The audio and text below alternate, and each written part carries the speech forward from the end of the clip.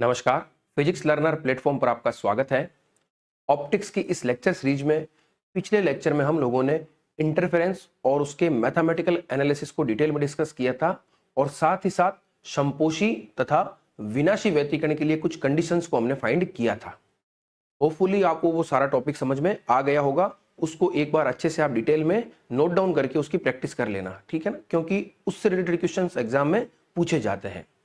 आज के लेक्चर में हम लोग क्या करेंगे कि जो आपने इंटरफेरेंस पैटर्न प्राप्त किया है, ठीक है ना, वो सस्टेन मतलब एक तरह से वो स्थायी व्यतिकरण प्रतिरूप हो, उसके लिए कुछ कंडीशंस होती है। यानी जो भी आप पूरा एक्सपेरिमेंटल सेटअप बनाते हो और जो भी आप इक्विपमेंट्स वगैरह काम में ले रहे हो, तो उनका एक पूरा एक वेल अरेंज्ड सेटअप होता है, ठीक है ना। उस सेटअप के आधार पर जब आपको व्यतिकरण प्रतिरूप मिलता है तो वो क्या होता है, स्थायी होता है। हालांकि वो एकदम आइडियल कंडीशन है। तो आपको आज के टॉपिक में क्या डिस्कस करेंगे हम लोग कि स्थायी व्यतिकरण प्रतिरूप प्राप्त करने के लिए क्या क्या कंडीशंस होती है, ठीक है। तो देखिए, चलो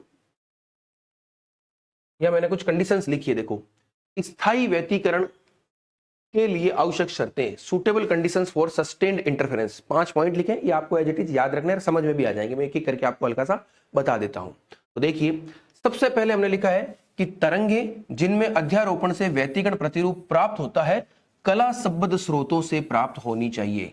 ये तो डेफिनेशन ही हमने पढ़ी थी व्यतिकरण की, जब हमने परिभाषा पढ़ी थी तो हमने यही कहा था कि जिन तरंगों में अध्यारोपण हो रहा है वो तरंगे ऐसे स्रोत से प्राप्त होनी चाहिए जो कैसे हो, कला संबद्ध हो। और कला संबद्ध स्रोतों का सिंपल सा मतलब आप जानते हो, वो मैं डिटेल में आपको बता चुका हूं कि जिनसे तरंगे जो निकल रही है उन तरंगों में जो कलांतर है, ठीक है ना, जो कलांतर यानी फाई, वो समय के सापेक्ष नियत होना चाहिए। यानी अगर तरंगों में कुछ भी कलांतर है, अगर 0 भी हो सकता है, पाई 2 पाई 3 पाई बाई 2 कुछ भी हो, लेकिन जितना है वो पूरी रेंज तक क्या रहेगा, समान रहेगा, समय के साथ वो बदलेगा नहीं। तो ऐसे स्रोत क्या कहलाते हैं, कला संबद्ध कहलाते हैं। तो पहला पॉइंट बिल्कुल क्लियर है कि जो भी स्रोत है वो कैसे होने चाहिए, कला संबद्ध होने चाहिए, ठीक है। दूसरा पॉइंट देखिए आप, स्रोत से उत्पन्न तरंगों की आवृत्ति या तरंग दैर्ध्य समान होने चाहिए। ये भी आइडियल कंडीशन है, ठीक है ना, समान होने चाहिए, बस ये याद रखना आपको।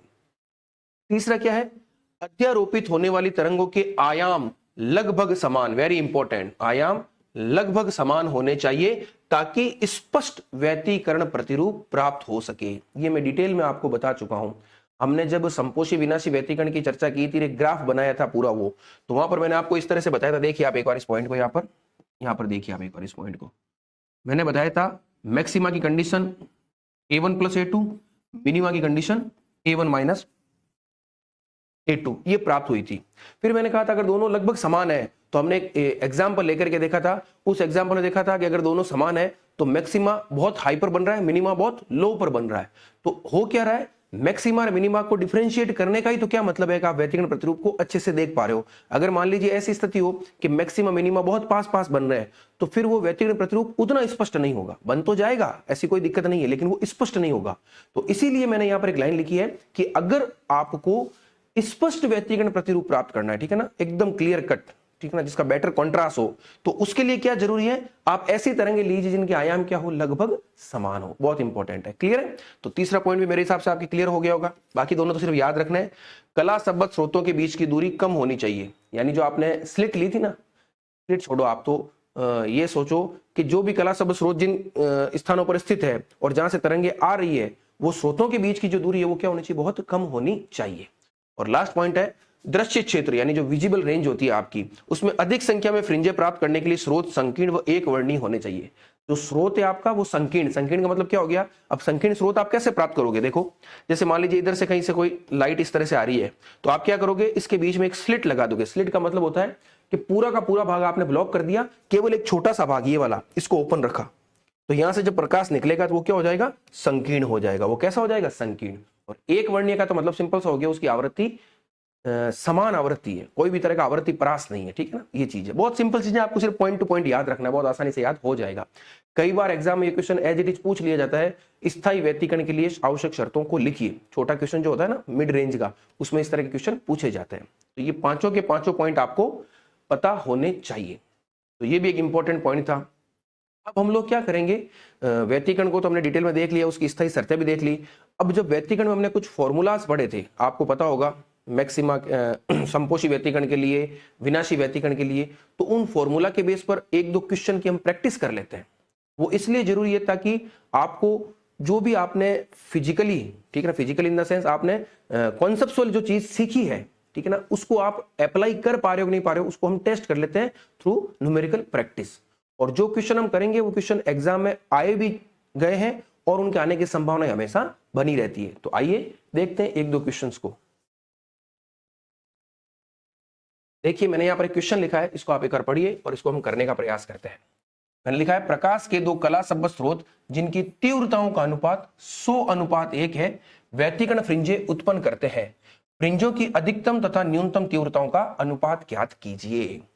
अब जब कभी मैं न्यूमेरिकल प्रैक्टिस आपको इस वीडियो सेशन में कराऊं तो आपका क्या काम होना चाहिए, मेरा तो लेक्चर कंटिन्यू चलेगा, लेकिन जब आप इसे सुने तो जैसे ही न्यूमेरिकल आए वीडियो को कीजिए पॉज, और चूंकि न्यूमेरिकल वही है जो मैं पहले कॉन्सेप्ट सिखा चुका हूं, तो इसको आप पहले अपने आप करने का प्रयास कीजिए, ठीक है। फिर एक बार अपने आप कर लीजिए और फिर वापस वीडियो को ऑन करके इसको देखिए कि कहां आपके मिस्टेक है या आपके पूरा सही है। अगर एकदम सही से आ रहा है तो इसका मतलब है कि आपने जो कॉन्सेप्ट पढ़ा है वो आप सीख चुके हैं। देख करके, वीडियो के साथ साथ देख करके इसको सॉल्व करने का कोई फायदा नहीं है, ये चीज ध्यान रखिएगा। मैं न्यूमेरिकल क्वेश्चन सिर्फ इसलिए करा रहा हूं ताकि सीखे हुए कॉन्सेप्ट की आप बार बार क्या कर सको, प्रैक्टिस कर सको। तो चलिए मैं तो इसको पूरा डिटेल में बता देता हूं, बिल्कुल सिस्टमेटिक। तो अगर इसके सॉल्यूशन की बात करें हम, तो देखो सबसे पहले क्या क्या दिया गया है, आपको एक चीज दी गई है कि दो तरंगे आ रही है जिनमें अध्यारोपण से व्यतिकरण फ्रिंजें बन रही है, और वो तरंगे कला संबद्ध स्रोतों से आ रही है। तो जो तरंगे आ रही है उनकी तीव्रताओं का अनुपात दिया गया है, ठीक है ना। जैसे मान लीजिए कोई पहली तरंग है, उसकी तीव्रता I1 है, दूसरी तरंग है उसकी तीव्रता I2 है, तो दोनों का जो रेशियो है, दोनों का अनुपात है, वो दिया गया है। तो सबसे पहले हम लिख लेते हैं क्या दिया गया है, आप लिख लीजिए दिया गया है, गिवन। क्या दिया गया है, आपको दिया गया है पहली तरंग और दूसरी तरंग की तीव्रताओं का अनुपात, वो कितना है, 100:1, ये आपको गिवन है। अब आगे क्या कहा है कि इन तरंगों में जब अध्यारोपण होगा तो आपको क्या मिलेगी, व्यतिकरण फ्रिंजें मिलेगी। अब जो फ्रिंजें मिल रही है या जो प्रतिरूप मिल रहा है, उस प्रतिरूप में आपको अधिकतम तथा न्यूनतम तीव्रताओं का अनुपात ज्ञात करना है। यानी आपको क्या ज्ञात करना है, आपको आप इसे लिखिए, हमें ज्ञात करना है, वी वांट टू फाइंड, हमें ज्ञात करना है। क्या ज्ञात करना है, हमें ज्ञात करना है आई मैक्सिमा अपॉन आई मिनिमा, ये आपको ज्ञात करना है, ठीक है। तो गिवन क्या है और क्या फाइंड करना है वो आपने नोट डाउन कर लिया।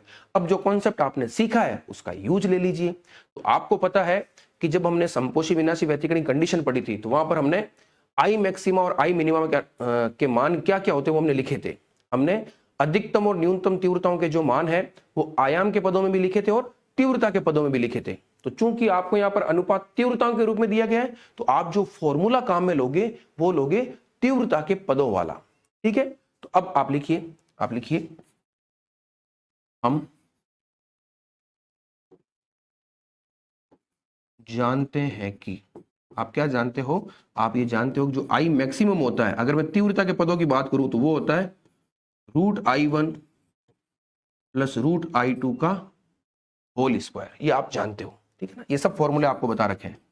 और आई मिनिमम जो होता है वो क्या होता है, √I1 माइनस √I2 का होल स्क्वायर। Clear cut. तो अब इन दोनों का अनुपात निकालना है, तो चलो अनुपात निकाल लेते हैं। या देखिए आप एक बार, आई मैक्सिमम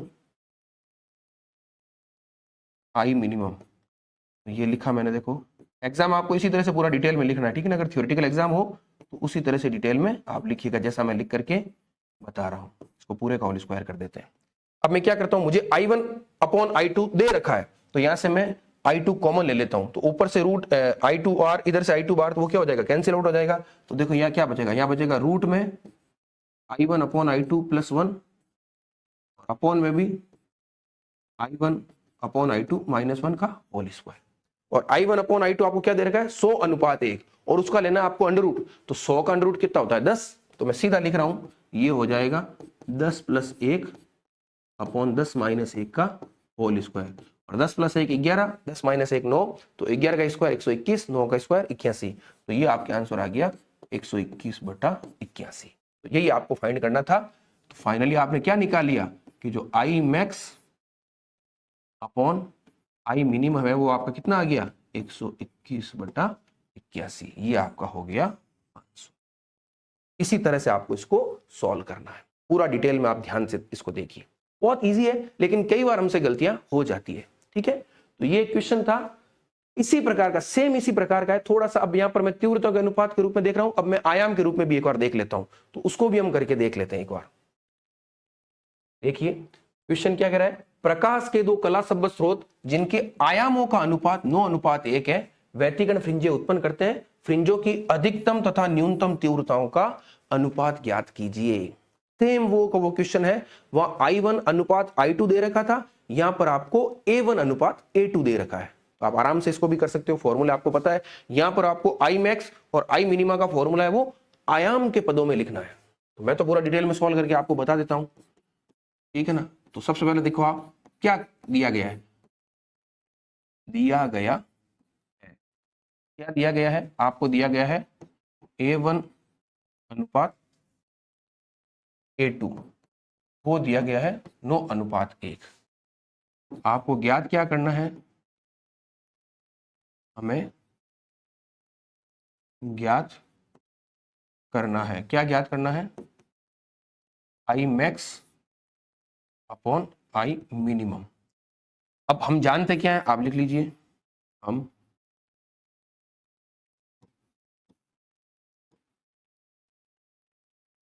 जानते हैं कि, क्या जानते हो कि जो I मैक्स होता है, अब मुझे आयाम के पदों में लिखना है, तो आयाम के पदों में इसका मान होता है A1 प्लस A2 का होल स्क्वायर, और I मिनिमम जो होता है वो होता है A1 माइनस A2 का होल स्क्वायर। बिल्कुल सिंपल सा फॉर्मूला है जो आप जानते हो, बस तो इसको मान रख के सॉल्व करना है, बहुत इजी है, आप प्रैक्टिस जरूर कीजिएगा इनकी। तो ये लीजिए A1 plus A2 upon A1 minus A2 का होल स्क्वायर। यहां पर भी ठीक ऐसा ही, आपको A1 अपॉन A2 दे रखा है, तो मैं A2 कॉमन ले लेता हूं, तो यहां पर मेरे क्या हो जाएगा, A1 upon A2 plus 1, A1 upon A2 minus 1, और इस पूरे का होल स्क्वायर, क्योंकि A2 तो बाहर से कैंसिल आउट हो जाएगा। क्या दिया गया है, ये दिया गया आपको 9 प्लस 1, और ये हो गया 9 माइनस 1, 9 प्लस 1 हो गया आपका 10, और ये हो गया 8, तो इसको है एक बार डिवाइड कर देते हैं, तो ये हो गया 5/4, 5/4 का मतलब हो गया 25/16। तो बस I max upon I minimum आपको मिल गया जो आपको चाहिए था, तो ये हो गया I max upon I minima, और वो हो गया आपका 25/16। इस तरह से इसको हम कर सकते हैं, क्लियर है। तो ये चीज आपको ध्यान रखनी है, क्लियर है। तो ये जो दो न्यूमेरिकल प्रैक्टिस थी वो मैंने आपको डिटेल में बता दी। तो इस लेक्चर में मेरा मेन मकसद ये था कि स्थायी व्यतिकरण के लिए शर्तें प्राप्त करने, जो मैंने आपको 5 पॉइंट बता दिए, और कुछ न्यूमेरिकल प्रैक्टिस करना। आप चाहो तो और भी बुक्स में से आप आराम से अच्छे से कर सकते हो, ठीक है ना। और मैं कोशिश करूंगा कि कुछ PDF फॉर्मेट में भी आपको लिंक के रूप में कुछ क्वेश्चन की प्रैक्टिस दे दूं, तो आप उसके बाद आराम से वो भी कर सकते हो, ठीक है। ओके, इस लेक्चर को मैं यही समाप्त करूंगा, नेक्स्ट लेक्चर में हम कुछ और नई चीजें सीखेंगे। Thank you.